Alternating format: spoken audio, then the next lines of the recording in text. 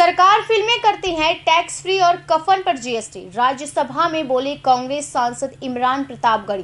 हमारे देश में झील में पानी बरसता है, हमारे देश में खेत पानी को तरसता है, हमारे देश में जिंदगी का हाल खस्ता है, हमारे देश में दूध महंगा खून सस्ता है, हमारे देश में।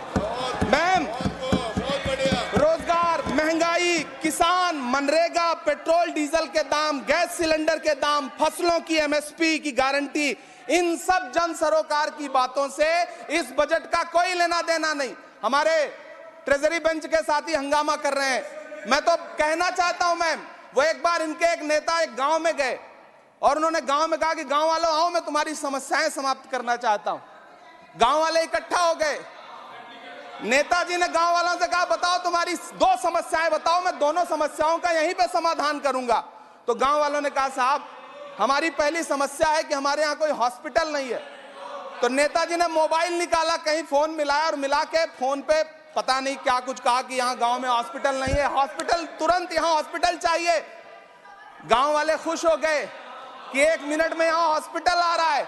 अगली समस्या के बारे में उन्होंने, नेताजी ने गांव वालों से कहा कि मैंने आपकी पहली समस्या समाप्त कर दी, दूसरी समस्या बताओ। तो गांव वालों ने कहा, साहब इस गांव में कोई भी मोबाइल का नेटवर्क ही नहीं है।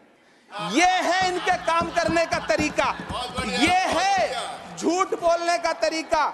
इन्होंने वायदे किए बड़े बड़े, जो 10 साल के इनके वायदे हैं, मैं उनके बारे में बात करूंगा।